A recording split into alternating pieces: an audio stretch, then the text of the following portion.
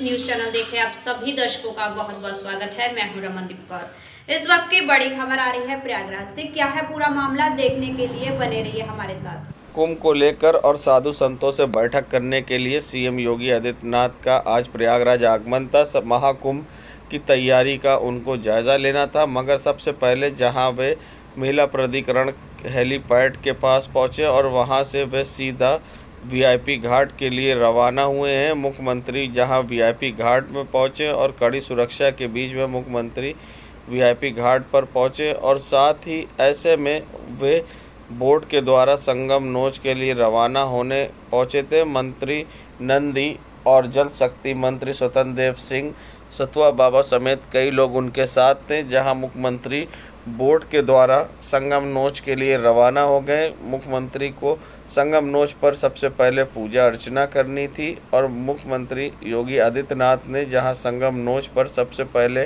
विधि विधान से पूजा की, जिसमें मंत्री नंदी समेत कई लोग मौजूद थे। साथ ही प्रमुख सचिव संजय प्रसाद भी थे और साथ ही सूचना निदेशक यूपी शिशिर भी थे। इस मौके पर कड़ी सुरक्षा के बीच में जहां मुख्यमंत्री योगी आदित्यनाथ ने संगम पहुंचकर पूजा अर्चना विधि विधान से की, तो साथ ही उन्होंने विधि विधान से पूजा अर्चना यहां पर करने के बाद रवाना हुए हैं। मुख्यमंत्री यहां से रवाना होने के बाद सीधा लेटे हनुमान मंदिर पहुंचे हैं, जहां पर उन्होंने लेटे हनुमान जी की विधि विधान से पूजा अर्चना की। इस मौके पे भी उनके साथ जहां प्रमुख सचिव और साथ ही कई मंत्री और भाजपा नेता मौजूद थे, साथ ही महापौर और जिला अध्यक्ष भी मौजूद थे और विधि विधान से उन्होंने यहां पर पूजा अर्चना की। मुख्यमंत्री योगी आदित्यनाथ आज प्रयागराज पहुंचे थे। 6 घंटे का उनका कार्यक्रम प्रस्तावित था। सबसे पहले वह संगम पहुंचे थे, जहां उन्होंने पूजा अर्चना की थी, जिसके बाद उन्होंने कुंभ कार्यों का निरीक्षण भी किया था। तो ऐसे में किस तरह के मुख्यमंत्री के कार्यक्रम थे, आइए दिखाते हैं आपको पूरी रिपोर्ट, किस तरह से शुरू से लेकर अंत तक क्या कार्यक्रम था। मुख्यमंत्री योगी आदित्यनाथ आज प्रयागराज पहुंचे थे, जहां आज उनका 6 घंटे का ये कार्यक्रम था। जहां मुख्यमंत्री सबसे पहले प्रयागराज पहुंचे, जहां पर उन्होंने संगम नोच पर पूजा अर्चना की, जिसके बाद वे अक्षयवट गए और पतालपुरी में भी पूजा अर्चना की, जिसके बाद लेटे हनुमान जी के मंदिर में भी उन्होंने दर्शन किए। वहां से वे सीधा अखाड़ा परिषद के टेंट में गए, परेड स्थित। वहां पर साधु संतों के साथ बैठक की और साथ ही उनकी समस्याएं और उनकी मांगों को जाना है। और साथ ही मुख्यमंत्री योगी आदित्यनाथ साधु संतों के साथ बैठक करने के बाद आज प्रयागराज के ICCC सभागार पहुंचे थे, जहां पर उन्होंने कुंभ की तैयारी का जायजा लिया है और किस तरह से व्यवस्थाएं की गई है और आगे के जो काम चल रहे हैं उसको लेकर समीक्षा बैठक कुंभ को लेकर की है। तो साथ ही उन्होंने अब 15 दिसंबर की कुंभ की डेडलाइन करी, क्योंकि पानी अभी भी बहुत ज्यादा है और 10 से 12 दिन इसको हटने में लगेंगे। साथ ही उन्होंने कहा है कि जो सीवर लाइंस है वो डायरेक्ट नहीं जाएंगे, उनको टैप किया जाएगा और STP के द्वारा उनकी क्लीनिंग मशीनरी के द्वारा होगी और कोई भी डायरेक्ट लिक्विड नहीं होगा। और विशेष स्नान पर्व के अलावा कोई भी श्रद्धालु को 1 किलोमीटर से ज्यादा न चलना पड़े, इसके लिए भी व्यवस्था की जाएगी। साथ ही लोगों से उन्होंने अपील भी कही है कि 2019 के तर्ज पर इस 2025 के कुंभ को भव्य और दिव्य बनाने में सभी लोग सहयोग करें। ऐसे में मुख्यमंत्री और भी यहां पर कुंभ कार्यों का निरीक्षण किया है और जिसके बाद वे लखनऊ के लिए रवाना हो गए हैं। और उससे पहले रवाना होने से पहले उन्होंने कुंभ का लोगो और यहां पर वेबसाइट भी लॉन्च की है। चलिए, सैयद मोहम्मद आमिर, प्रयागराज। आगे आपको दिखाएंगे मुख्यमंत्री योगी आदित्यनाथ ने अधिकारियों के संग बैठक के बाद किस तरह से प्रेस वार्ता की और किस तरह से साधु संतों के संग बैठक किया और साधु संतों ने क्या कुछ कहा बैठक के बाद, आइए दिखाते हैं। संगम नगरी प्रयागराज पहुंचे मुख्यमंत्री योगी आदित्यनाथ ने, जहां महाकुंभ को लेकर अधिकारियों के संग समीक्षा बैठक की। इस मौके पर उनके साथ डिप्टी CM केशव प्रसाद मौर्य, जल शक्ति मंत्री स्वतंत्र देव सिंह, मंत्री नंदी व कई विधायक और सांसद भी यहां मौजूद थे। तो साथ ही अधिकारियों से उन्होंने कुंभ कार्यों का जायजा लिया और 15 दिसंबर की उन्हें अंतिम तिथि दी है काम पूरा करने के लिए गुणवत्तापूर्वक। और साथ ही लोगों से अपील भी की कि अपना सहयोग कुंभ को दिव्य और भव्य बनाने के लिए दें। और साथ ही मुख्यमंत्री ने प्रेस वार्ता करते हुए क्या कुछ कहा है, आइए दिखाते हैं आपको। नीचे करो भाई, नीचे मैं आज की इस मीडिया ब्रीफिंग में आप सबका स्वागत करता हूं। आज यहां पर हमें दुनिया के सबसे बड़े आध्यात्मिक और सांस्कृतिक इवेंट प्रयागराज महाकुंभ 2025 के लिए आयोजित इन बैठकों के क्रम में मैं आप सबका भी हृदय से स्वागत करता हूं। आज प्रातःकालीन सत्र से ही हम लोगों को प्रयागराज में आने, संगम तट पर मां गंगा, यमुना और सरस्वती के मिलन स्थल पर दर्शन करने का सौभाग्य प्राप्त हुआ। आरती और पूजन करने का भी अवसर प्राप्त हुआ। अक्षय वट, सरस्वती कूप आदि की सुंदरीकरण की योजना और लेटे हुए हनुमान जी के कॉरिडोर निर्माण के कार्य को भी और दर्शन करने का भी अवसर प्रातःकालीन सत्र में हमें हुआ है।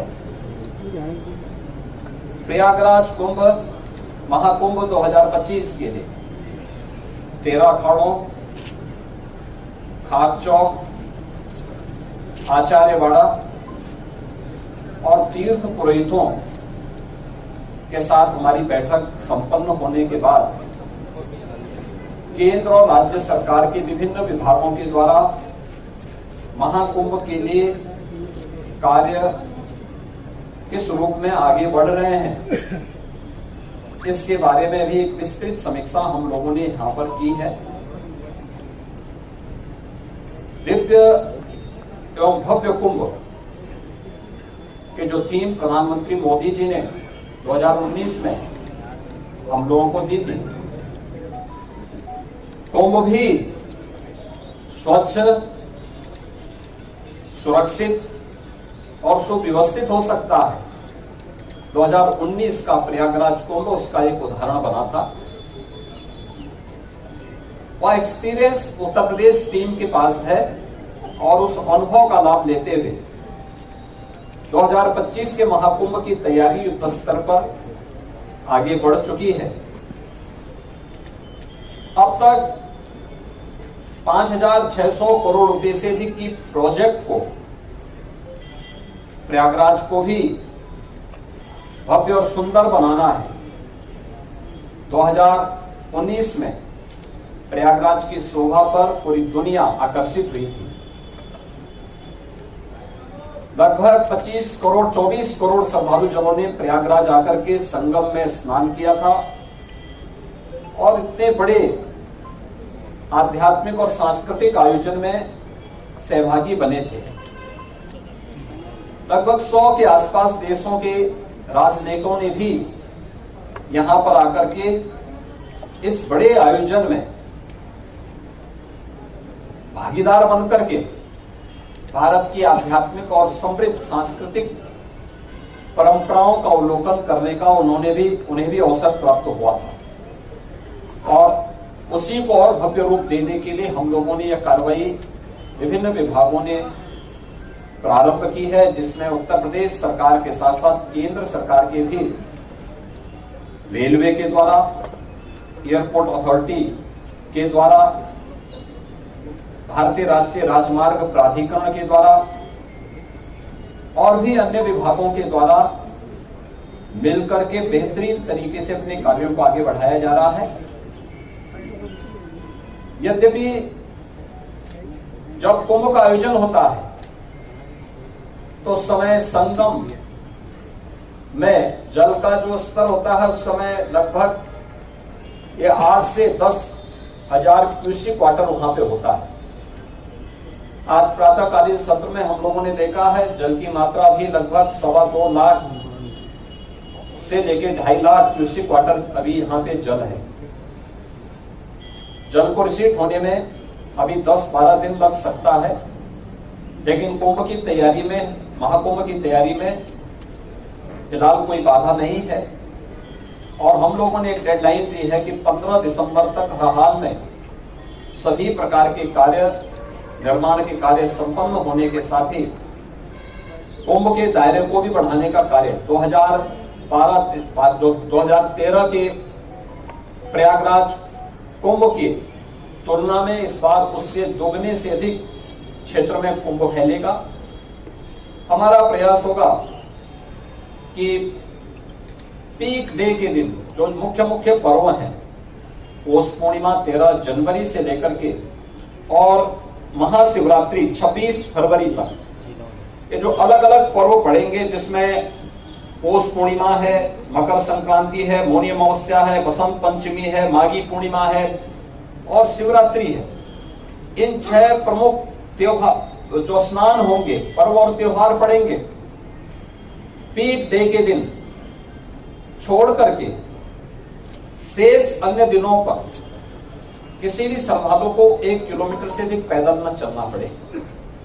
7,000 से अधिक परिवहन निगम की बसेज, शटल बसेज यहाँ पे सेवा के लिए लगाई जाएंगी, इलेक्ट्रिक बसेज लगाई जाएंगी और भी व्यवस्था यहाँ पर हम लोग देने का कार्य कर रहे हैं। प्रयागराज महाकुंभ के बहाने एक भव्य और दिव्य रूप में देखने को मिलेगा। सुरक्षा के लिए भी बेहतरीन तैयारियां की जा रही हैं। आर्टिफिशियल इंटेलिजेंस के टूल्स का भी इस्तेमाल किया जा रहा है और कहीं भी किसी भी प्रकार की कोई असुविधा नहीं होगी। जीरो प्लास्टिक के लक्ष्य को लेकर के प्रयागराज कुंभ को हम लेकर के चले हैं। जीरो लिक्विड डिस्चार्ज, किसी भी प्रकार का सॉलिड या लिक्विड डिस्चार्ज मां गंगा और यमुना में उस दौरान न हो, इसकी तैयारी।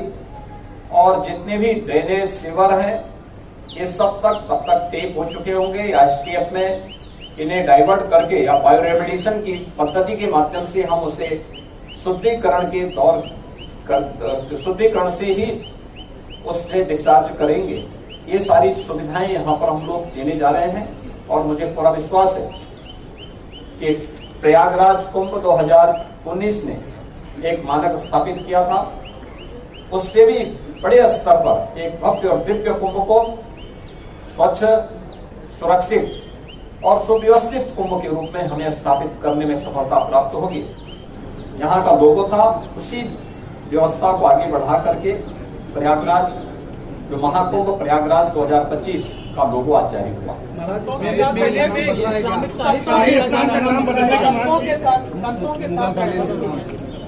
संतों के साथ बातचीत हुई है, बैठक हुई है और सभी लोग बहुत सकारात्मक भाव के साथ कुंभ के साथ जुड़ेंगे। देखिए, प्रशासन और शासन की व्यवस्था एक नैतिक व्यवस्था के साथ जुड़ी है। कुंभ का आयोजन या इस प्रकार के आध्यात्मिक और सांस्कृतिक आयोजन वास्तव में सनातन धर्म के पार्ट है और इसका मुख्य आयोजक और इसका जो होस्ट होता है वह संत ही होते हैं और संत ही इस व्यवस्था के साथ जोड़ करके इसे भव्य और दिव्य बनाएंगे। इस संबंध में मैं आप सबका भी आह्वान करूंगा, 2019 के कुंभ के प्रयागराज कुंभ के लिए की सफलता में आपकी भी बड़ी भूमिका थी। इस बार फिर से अपनी सकारात्मक भूमिका के साथ प्रयागराज को और भारत के सनातन धर्म के इस भव्य आयोजन को वैश्विक मंच तक पहुंचाने में आप सबका सकारात्मक योगदान होगा। आप सबको मैं एक बार फिर से धन्यवाद देता हूं, आपका अभिनंदन करता हूं। बहुत बहुत धन्यवाद। जहां प्रयागराज पहुंचे मुख्यमंत्री योगी आदित्यनाथ ने अधिकारियों के संग समीक्षा बैठक करने से पहले साधु संतों के संग बैठक की, जिसमें सभी अखाड़े के साधु संतों और उनके प्रतिनिधियों ने अपनी अपनी समस्याएं मुख्यमंत्री योगी आदित्यनाथ के सामने रखी, जिस पर उन्होंने कहा जो आप लोग का निर्णय होगा वो सर मान्य होगा। कोई समस्या होती है तो आप हमारे अधिकारियों को संपर्क करें। और साथ ही उन्होंने नाम बदलने और पेशवाई वाले मामले पर क्या कुछ कहा और किस तरह से साधु संतों ने सहमति जताई है। आइए दिखाते हैं आपको क्या कुछ कहना है इस पूरे मामले पर साधु संतों का, सिर्फ किस तरह से सीएम योगी आदित्यनाथ ने साधु संतों को आश्वासन दिया है और क्या कुछ कहा है। बैठक में अहम मुद्दे सभी अखाड़ा परिषद की ओर से, समस्त 13 अखाड़ों की ओर से सब प्रतिनिधियों ने अपने अपने संवाद, अपनी अपनी जानकारी, अपने अपने अखाड़ों के बारे में जो जो जिनको अव्यवस्था थी उसके बारे में माननीय मुख्यमंत्री जी को अवगत कराया। पूर्ण रूपेण मुख्यमंत्री जी ने, योगी आदित्यनाथ जी ने समस्त अखाड़ों को, समस्त साधु समाज को बिल्कुल विश्वास दिलाया कि आप सबके साथ जो भी आप कह रहे हैं वो पूर्णतः, पूर्ण निष्ठा, पूर्ण भाव से सारे कर्मचारी जितने भी हमारे यहाँ के मेला अधिकारी हों, डीआईजी हों, आईजी हों, मेला प्रयाग हों, एसएसपी हों, सब लोग मिलकर जो आपके कार्य होंगे उनको पूर्ण करेंगे। यदि आपको किसी भी प्रकार की कोई समस्या है तो आप इन सबको अवगत करा सकते हैं, किसी भी प्रकार की समस्या आपको नहीं होगी। आईडी चेक करने की किस तरह से बात है? आईडी चेक करने के लिए कहा गया है कि हमारा ये दिव्य और भव्य कुंभ, विशाल कुंभ है, विश्व का महान कुंभ है, तो इसमें किसी भी प्रकार का उपद्रव ना हो, किसी भी प्रकार की अव्यवस्था ना हो। इसके लिए जो भी व्यक्ति आएगा उसकी आईडी होगी, आधार कार्ड होगा, पैन कार्ड हो, किसी भी माध्यम से उसकी जांच होनी चाहिए। और जांच होने के बाद पता चलेगा हमें ये व्यक्ति कौन है। किसी का कोई मुखौटा लगाकर, किसी की कोई कुछ जो है पहचान बनाकर, किसी का कोई नाम लेकर नगर में प्रवेश ना करे, हमारे प्रयागराज नगरी में प्रवेश ना करे। शाही स्नान को लेकर शाही स्नान और पेशवाई दोनों शब्दों के बारे में मंथन हुआ है। माननीय मुख्यमंत्री जी के द्वारा ये कहा गया है आप सब विचार कर एक निश्चित जो करेंगे उसमें सबके सहयोग से, जो सब धर्मावलंबियों के द्वारा, हमारे धर्म के जितने भी यहाँ विद्वान हैं, कर्मकांडी जो ब्राह्मण हैं उनके द्वारा, जो साधु समाज है उनके द्वारा, 13 अखाड़ों के प्रतिनिधियों के द्वारा जो निर्णय लिया जाएगा उसको सबकी सहमति प्रदान होगी।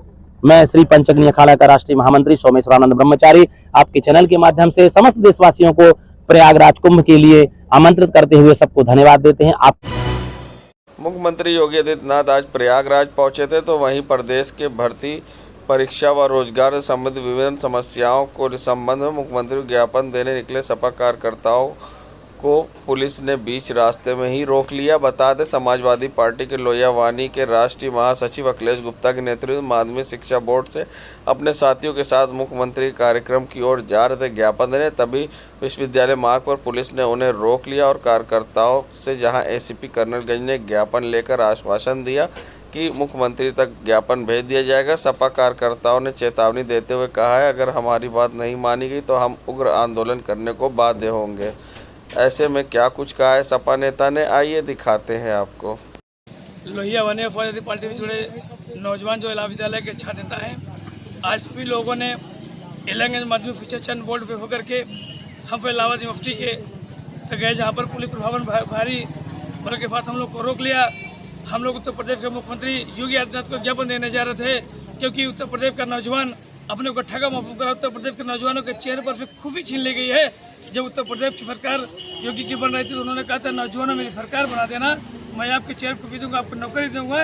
लेकिन मैं उत्तर प्रदेश सरकार के मुख्यमंत्री योगी आदित्यनाथ से सवाल पूछता हूँ कि उत्तर प्रदेश की जो भी भर्तियाँ हों, उत्तर आपके बगल माध्यमिक शिक्षा चयन बोर्ड है, टीजीटी पीजीटी का फॉर्म 2022 में भरा हुआ 3 साल हो गए, भर्ती नहीं हो पा रही, लंबे तो एग्जाम नहीं करा पा रहे हैं। चाहे आप देख रहे हैं पीसीएफ का पेपर लगातार चल जा रहा है, आप देख रहे हैं 69,000 तो भर्ती थी, जिसमें शिक्षक भर्ती में जो आरक्षण नहीं लागू कर पा रहा है भाई पे जो है, ये जो भी आरओ से लेकर तमाम जो भर्तियाँ हैं वो भर्ती को तुरंत तत्काल कराया जाए, और नहीं कराया जाएगा तो हम पार्टी के लोग धरने पर बैठने के लिए बाध्य हो गए। मैं अखिलेश गुप्ता, राष्ट्रीय महासचिव लोहियावानी। देश दुनिया की खबरों के लिए world media times news channel को सब्सक्राइब करें।